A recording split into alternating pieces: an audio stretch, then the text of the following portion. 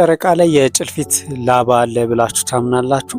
እንዴት የጭልፊት ላባ ጨረቃ ላይ ሊሄድ ይችላል ብላችሁ ልትጠይቁ ትችላላችሁ። የአፖሎ 15 ጠፈርተኞች ወደ ጨረቃ ሲሄዱ የጋሊሊዮ የስበት ያስቀመጠው ሕግ ነበር። እሱን ለመሞከር ብለው ነው ይዘው ሄዱት። በጋሊሊዮ የስበት ሕግ መሰረት ሁለት የተለያየ ክብደት ያላቸው ነገሮች በምድር እኩል ስበት ነው የሚደርስባቸው ወይንም የሚያርፍባቸው የሚል ነው። ለዚህም ለመሞከር እንዲሆናቸው መዶሻንና የጭልፊት ላባን ይዘው በመሄድ በምስሉ ላይ እንደምታዩት ሙከራ አድርገው ነበር።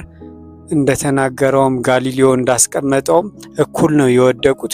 ምድር ላይ እኩል እንዳይወድቁ የሚያደርጋቸው ነገር ላባው ላይ ከፍተኛ የሆነ የኤር ሬዚስታንስ ስላለ የአየር ግፊትና ወደ ሌላ ቦታ ስለሚያንሳፋው ነው። በዚህ ምክንያት ጨረቃ ላይ የጭልፊት ላባ ሊቀመጥ ችሏል ማለት ነው። ከዚህም ውጭ የአፖሎ 16 ጠፈርተኞች ደግሞ ቻርልስ ዱክ እንደምታዩት የቤተሰቡን ፎቶ በጨረቃ ላይ አስቀምጦ ነበር። ሌላው በተጨማሪ ደግሞ የመጀመሪያው ጨረቃ ላይ ያረፈው ጠፈርተኛ የሆነው የኒል አርምስትሮንግ የሰላም ምልክት ሲምቦል ኦፍ ፒስ እንዲሆን ብሎ ካስቀመጣቸው ነገሮች መካከል አንዱ የወይራ ቅርንጫፍ ቅጠል በጎልደን መልክ የተሰራ ወይም ጎልደን ከለር ያለው ወርቃማ ከለር ያለው በጨረቃ ላይ ተቀምጧል ማለት ነው። በጨረቃ ላይ ሌሎች አስገራሚ የሆኑ የሰው ልጆች እዛ የተዋቸው ነገሮች አሉ እንደ ቆሻሻ።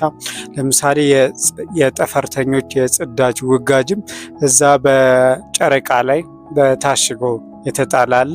በፌብሩዋሪ 6 ግን የሰው ልጆች እንደገና ወደ ጨረቃ ተመልሰው ይሄዳሉ።